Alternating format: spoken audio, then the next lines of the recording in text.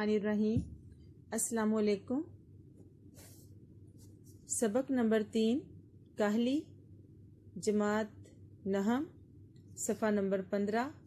पिछले लेक्चर में हमने काहली के मुसन्निफ सर सैयद अहमद ख़ान के हालात ज़िंदगी के बारे में पढ़ा। आज हम सबक काहली शुरू करते हैं अपने लेक्चर नंबर 12 में। सबसे पहले देखते हैं मकासदे तदरीस क्या है।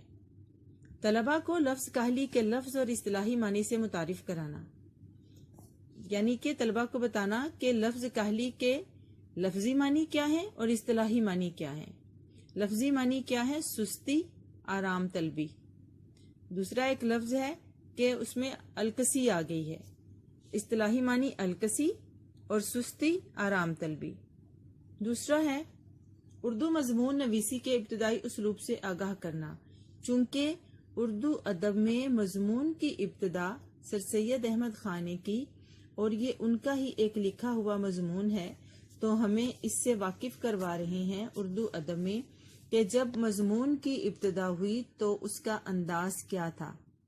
मज़मून नवीसी, नवीसी का लफ्ज़ जहाँ भी आएगा उसका मतलब होगा लिखना, कि शुरू में मज़मून का जो शुरू की इब्तदा थी उसका अंदाज़ क्या था, उसलूब, अंदाज़। नंबर 3 सर सैयद अहमद ख़ान की तहरीरों में मौजूद मकसदियत से रोशनास करवाना। इससे पहले उर्दू अदब को सिर्फ इश्क व आशिकी के इजहार का जरिया समझा जाता था, लेकिन जब अंग्रेज बरसगीर पाको हिंद पर काबिज हुए तो उस वक्त ये ज़रूरत महसूस की गई कि अब अदब में तब्दीली आनी चाहिए, मकसद की तरफ आना चाहिए, बामकसद चीज़ें होनी चाहिए, बामकसद अदब होना चाहिए, बेमकसद नहीं। उन हालात में सर सैयद अहमद ख़ान ने मुसलमानों की इस्लाह का ज़िम्मा लिया और उन्होंने अदब में मकसद पैदा किया। तो सर सैयद अहमद ख़ान का जितना भी अदब हमारे पास मौजूद है उसमें एक मकसद नज़र आता है, बामकसद है, और सर सैयद अहमद ख़ान की तहरीरों ने एक बहुत बड़ा इनकलाब हमारे अदब में पैदा किया। नंबर 4 उम्मत मुस्लिमा के ज़वाल के एक अहम सबब से आगाह करना, कि जो मुसलमान उम्मत है ये ज़वाल का शिकार क्यों हुए, उसका एक अहम जो सबब है, वजह है, वो क्या है, उससे हम वाकिफ़ होंगे। और वो वजह ये है कि जब मुसलमानों ने इल्म को छोड़ दिया, तालीम को छोड़ दिया, ऐश परस्ती में पड़ गए, तो फिर ज़वाल उनका मुकद्दर बन गया। सर सैयद अहमद ख़ान ने ये मुवाजना किया तरक्की याफ्ता कौमों का मुसलमान कौम के साथ कि क्या वजूहात हैं, क्या असबाब हैं कि मुसलमान कौम पर ज़वाल क्यों आ रहा है और दूसरी कौमें उनसे आगे क्यों बढ़ रही हैं।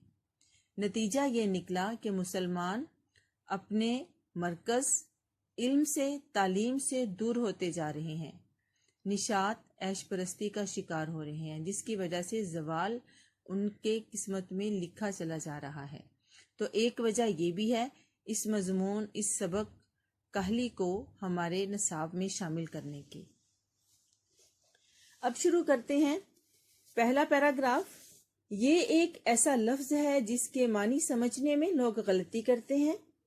लोग ये समझते हैं कि हाथ पांव से मेहनत ना करना, कामकाज, मेहनत मजदूरी में चुस्ती ना करना, उठने बैठने चलने फिरने में सुस्ती करना काहली है, मगर ये ख्याल नहीं करते कि दिली कुव्या को बेकार छोड़ देना सबसे बड़ी काहली है। अब यहाँ ये बताते हैं कि हम लोग लफ्ज़ काहली का मतलब समझते ही नहीं हैं। हमारा ख्याल ये है कि हमारे रोज़मर्रा के जो मामूलात होते हैं, यानी कि खाना पीना, नहाना धोना, अपनी ज़िंदगी गुजारने के लिए मेहनत मजदूरी करना, जो भी हमने शोबा अपनी ज़िंदगी में पेशा अपनाया हुआ है उसमें सरगर्मी ना दिखाना और वैसे भी अपने खाने पीने उठने बैठने में सुस्ती करना, ये काहली है। सर सैयद अहमद ख़ान का कहना है कि नहीं, काहली ये है कि इंसान अपनी दिली कुव्वत को बेकार छोड़ दे। सबसे बड़ी काहली ये है کہ انسان یہ سوچ لے کہ میں محنت نہیں کر سکتا، میں کامیاب نہیں ہو سکتا، میرے اندر مقابلے کی طاقت نہیں ہے، سر سید احمد خان اس کاہلی کی نشاندہی کرتے ہیں، یعنی کہ انسان اپنی ول پاور کو چھوڑ دے۔ دوسرے پیراگراف کی طرف آئیں۔ ہاتھ پاؤں کی محنت اوقات بسر کرنے اور روٹی کما کر کھانے کے لیے نہایت ضروری ہے۔ روٹی پیدا کرنا اور پیٹ بھرنا ایک ایسی چیز ہے کہ بامجبوری اس کے لیے محنت کی جاتی ہے اور ہاتھ پاؤں کی کاہلی چھوڑی جاتی ہے۔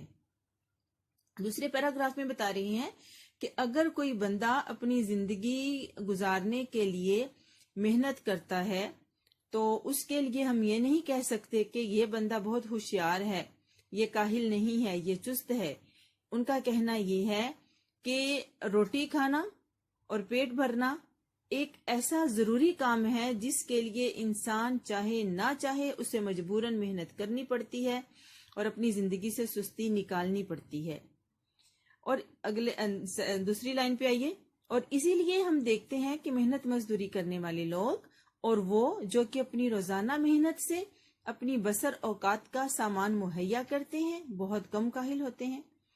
کہتے ہیں کہ ہم اپنے روزمرہ معمولات میں دیکھتے ہیں کہ وہ لوگ جو نسبتاً محنت مزدوری کرتے ہیں، یعنی کہ روز کما کر کھانے والے، جن کے پاس کوئی لمبی چوڑی جائیدادیں نہیں ہوتی، جو محنت نسبتاً غریب طبقہ، کہ اگر وہ اپنی زندگی گزارنے کے لیے اپنی روزمرہ کی ضروریات کو پوری کرنے کے لیے محنت کرتے ہیں تو وہ کیا ہوتے ہیں؟ وہ بہت کم کاہل ہوتے ہیں، وہ سست نہیں رہ سکتے، کیونکہ انہیں یہ سمجھ ہے، وہ یہ جانتے ہیں کہ جب تک وہ محنت نہیں کریں گے، کما کر نہیں لائیں گے، وہ اپنی خوراک، اپنی ضروریات زندگی کو پورا نہیں کر سکتے۔ محنت کرنا اور سخت کاموں میں ہر روز لگے رہنا گویا ان کی طبیعت ثانی ہو جاتی ہے۔ کہتے ہیں کہ ان کی طبیعت ثانی دوسری طبیعت، پختہ عادت، کہتے ہیں کہ محنت کرنا اور محنت سخت مشقت کرنا ان کی عادت کا حصہ بن جاتا ہے، اس لیے وہ کبھی بھی آرام سے نہیں بیٹھتے، کبھی سست نہیں ہوتے اور وہ ہمیشہ زندگی میں سرگرم نظر آتے ہیں۔ مگر جن لوگوں کو ان باتوں کی حاجت نہیں ہوتی، وہ اپنی دلی قویا کو بیکار چھوڑ کر بڑے کاہل اور بالکل حیوان صفت ہو جاتے ہیں۔ یہیں پر موازنہ کرتے ہیں کہ وہ معاشرے کے متمول لوگ، کھاتے پیتے امراء، جنہیں اپنی روزانہ کی ضروریات پوری کرنے کے لیے مزدوری نہیں کرنی پڑتی، محنت نہیں کرنی پڑتی، ان کے پاس ایسا اتنا اثاثہ موجود ہوتا ہے کہ اگر وہ نہ بھی محنت مزدوری کریں، کوئی بھی کام نہ کریں تو ان کی زندگی بہت آسانی سے گزر سکتی ہے۔ ان کے بارے میں کہا گیا ہے کہ وہ کیا کرتے ہیں، وہ اندر سے مقابلہ کرنے کی، ترقی کرنے کی جو طاقت ہوتی ہے، جو سوچ ہوتی ہے، اس کو ختم کر دیتے ہیں اور بڑے کاہل یعنی کہ سست ہو جاتے ہیں، اور ان کی عادتیں بالکل حیوان جیسی، جانوروں جیسی ہو جاتی ہیں۔ یعنی جانوروں کا کیا کام ہے؟ دنیا میں آئے، کھایا پیا اور چلے گئے۔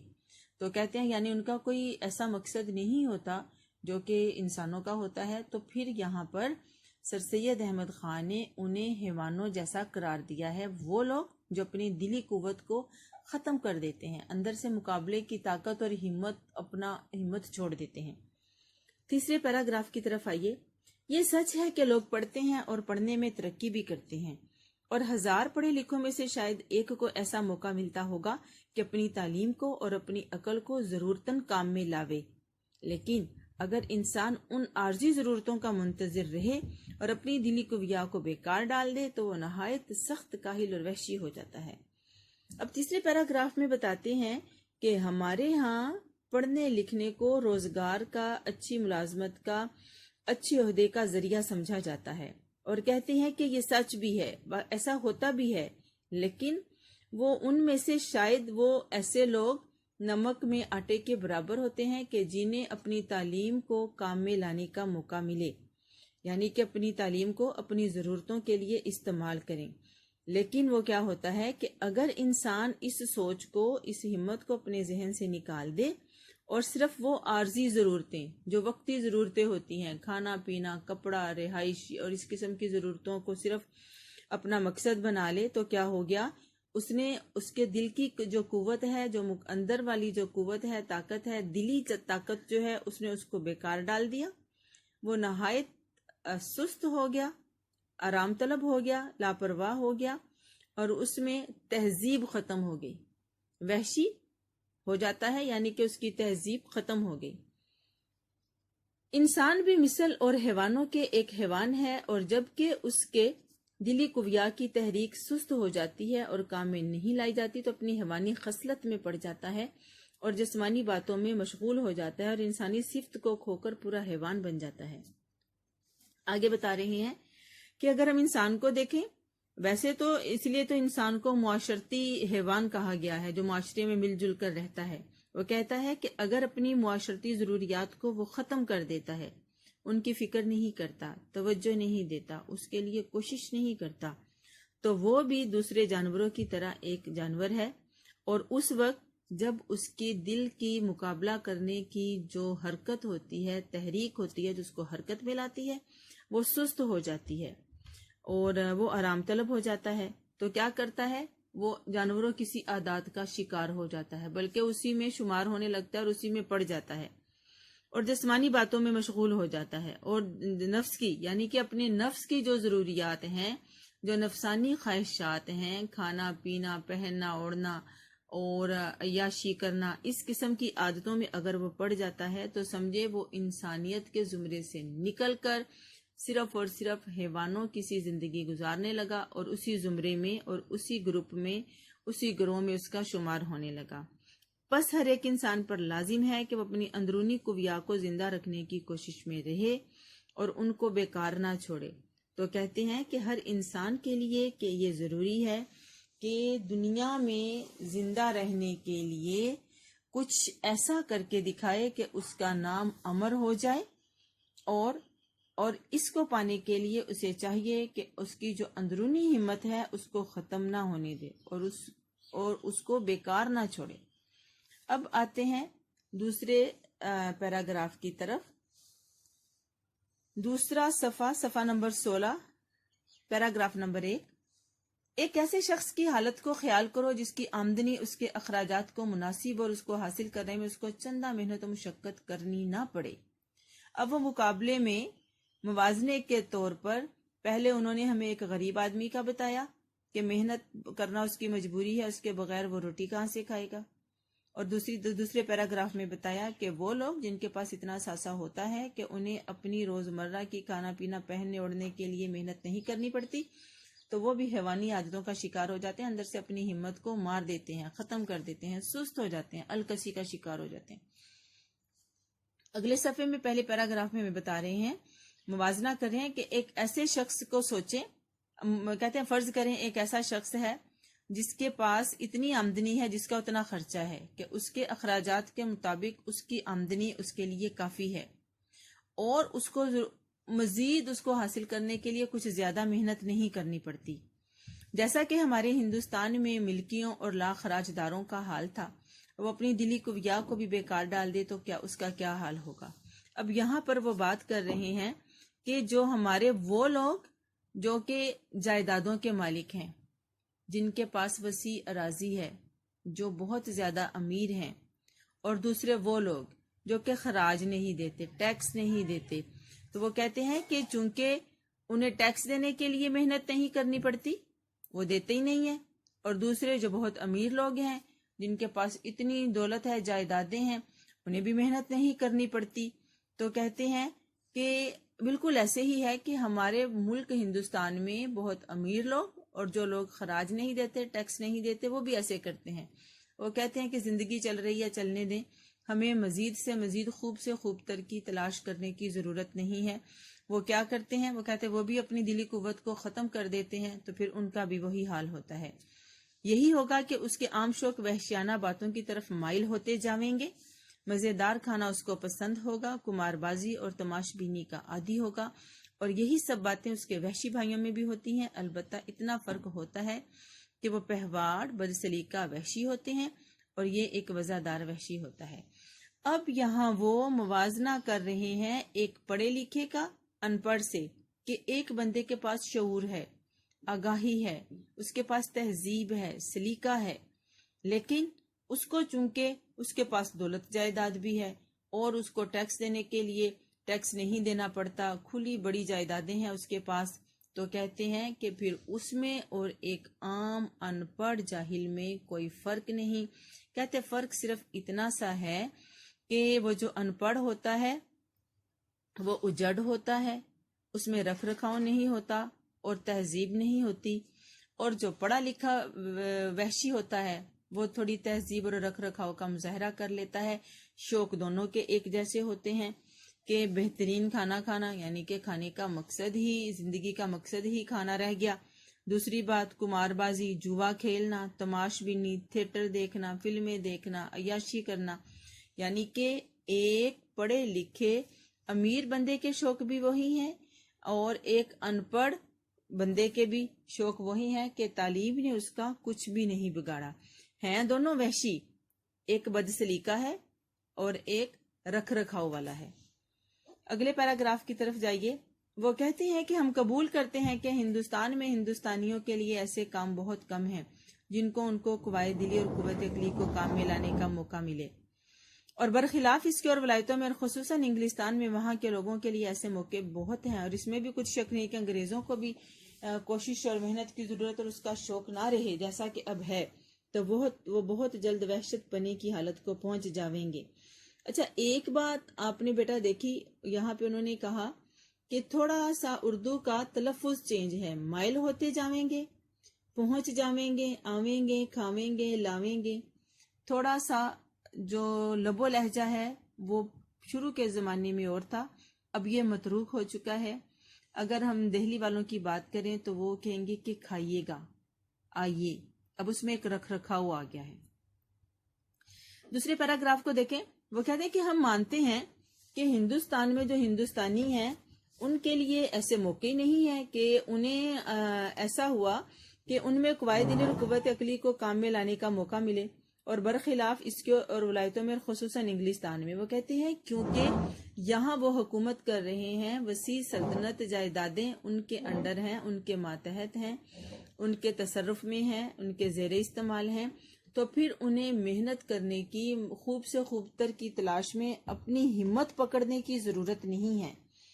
اور وہ کہتے ہیں ولایت کہا جاتا ہے باہر کے ملک کو، اپنے ملک کے علاوہ جو باہر کا ملک ہوتا ہے اسے ولایت بھی کہا جاتا تھا. اور کہتے ہیں خاص طور پر انگلستان میں، چونکہ برطانیہ کے لوگ ہی بر صغیر پاک و ہند پر قابض ہوئے تھے، اور اسی کی بات کر رہے ہیں کہ خاص طور پر میں برطانوی لوگوں کا، انگلستان کا، انگلینڈ والوں کا ذکر کروں گا.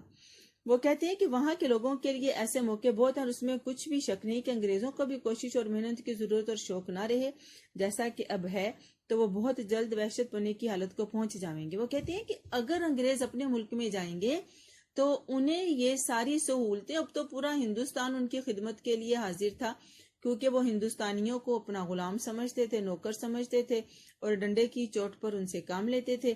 تو پھر تو انہیں محنت کرنے کی ضرورت ہی نہیں تھی. انہوں نے کہا کہ اگر موازنہ کریں کہ وہ یہاں کی بجائے اپنے ملک میں جائیں، انہیں یہ سہولتیں، یہ آسانیاں، یہ پروٹوکول نہ ہو تو وہ بھی پھر مجبوراً محنت ضرور کریں گے. لیکن چونکہ یہاں وہ ایک بادشاہ بنے ہوئے ہیں، وہ مسلمانوں کو، ہندوستانیوں کو کسی قابل نہیں سمجھتے، ان سب کو وہ ماتحت سمجھتے ہیں، اس لیے یہاں وہ بھی اپنے کاہل ہوئے ہوئے ہیں. کہتے ہیں کہ مگر ہم اپنے وطنوں کو یہ کہتے ہوئے کہتے ہیں کہ ہمارے ملک میں جو ہم کو اپنے قوائے دلی اور قوت عقلی کو کام میں لانے کا موقع نہیں رہا، اس کا سبب بھی یہی ہے کہ ہم نے کاہلی اختیار کی ہے، یعنی اپنی دلی قویا کو بیکار چھوڑ دیا ہے. وہ کہتے ہیں کہ اب میں اپنے ہم وطن ہندوستانیوں کو کہتا ہوں کہ اگر ہم نے اپنے دل کی قوت کو ختم کر دیا ہے، ہم نے ہمت چھوڑ دی ہے، ہم نے حوصلہ چھوڑ دیا ہے، تو اس کی وجہ یہ ہے کیونکہ ہمیں اپنی ہمت کے مطابق آگے موقع نہیں مل رہا، ہماری محنتوں کو اس طریقے سے تسلیم نہیں کیا جا رہا. تو کہتے ہیں اس کی وجہ یہ ہے کہ چونکہ ہمیں انگریز دور حکومت میں وہ مقام نہیں مل رہا جو ہم چاہتے ہیں، جو ہماری محنتوں کے بدلے ہمیں ملنا چاہیے، اس لیے ہم نے بھی ہمت ہار دی ہے اور اپنے مقام کو پانے کے لیے، اپنے عہدے کو ڈھونڈنے کے لیے اپنی محنت کو ہم نے ختم کر دیا ہے. تو کہتے ہیں اس کا کیونکہ ہم نے اپنی دلی قوت کو چھوڑ دیا ہے، تو کہتے ہیں کہ ہمیں اس کی فکر اور کوشش کرنی چاہیے، وہ موقع کیوں کر حاصل ہو. تو کہتے ہیں ہمیں ہمت نہیں ہارنی چاہیے، ہمیں اپنے اپنے مقصد کو پانے کے لیے مسلسل اور لگاتار کوشش کرنی چاہیے، اور ہمیں ان عوامل کو تلاش کرنا چاہیے کہ وہ موقع ہم کیسے حاصل کر سکتے ہیں۔ کیوں کر کا یہاں مطلب ہے کیسے۔ اگر اس کو حاصل کرنے میں ہمارا کچھ قصور ہے تو اس کی فکر اور کوشش چاہیے کہ وہ قصور کیوں کر رفع ہو۔ کیوں کر کیسے؟ قصور غلطی، رفع دور۔ وہ کہتے ہیں کہ اگر تو ہم وہ سہولتیں، آسانیاں، وہ آسائشیں، وہ عہدہ، وہ مقام حاصل کرنے میں ناکام ہو رہے ہیں اور اس کی ناکامی میں ہماری کوئی غلطی ہے، تو ہمیں اس کی فکر کرنی چاہیے اور اس غلطی کو ڈھونڈنا چاہیے، اور یہ بھی کوشش کرنی چاہیے کہ وہ غلطی ہم کیسے ختم کر سکتے ہیں۔ آخر میں خود ہی اپنے سبق کو سمرائز اپ کر کے کہتے ہیں، غرض کے کسی شخص کے دل کو بیکار پڑا رہنا نہ چاہیے، کسی نہ کسی بات کی فکر و کوشش میں مصروف رہنا لازم ہے، تاکہ ہم کو اپنی تمام ضروریات کے انجام کرنے کی فکر اور مستعدی رہے۔ جب تک ہماری قوم سے کاہلی یعنی دل کو بیکار پڑا رکھنا نہ چھوٹے گا، اس وقت تک ہم کو اپنی قوم کی بہتری کی توقع کچھ نہیں ہے۔ تو یہاں وہ بتاتے ہیں کہ جب تک ہم اپنی اس بات کو دور نہیں کریں گے کہ جی ہم اپنی ملک ہمارا، دیس ہمارا، وطن ہمارا، باشندے ہم، تو پھر ہی ہم اس کی سہولتوں سے، آسانیوں سے، عہدوں سے کیوں دور رہیں۔ انہوں نے کہا کہ ہمیں یہ ضرور اس کی فکر کرنی چاہیے اور ہوشیاری رکھنی چاہیے، ہوشیار رہنا چاہیے۔ اور انہوں نے کہا اگر مسلمان قوم ترقی کرنا چاہتی ہے تو اس وقت تک ترقی نہیں کر سکتی جب تک اپنی دلی قوت کو زندہ نہیں کر لیتی، اس میں حرکت پیدا نہیں کرتی، ہمت حوصلہ اپنے اندر پیدا نہیں کرتی۔ اگر ہم میں حوصلہ ہمت نہیں ہے تو پھر ہمیں یہ حق نہیں پہنچتا کہ ہم یہ امید رکھیں کہ ہماری قوم کبھی ترقی کرے گی، ہماری قوم بہتر حالت میں آئے گی، تو ہمیں یہ امید بھی ختم کر دینی چاہیے۔ یہ کہاں سے لیا گیا ہے؟ سر سید کی جو کتاب ہے مقالات سر سید، اس کا حصہ پنجم ہے، وہاں سے یہ لیا گیا ہے۔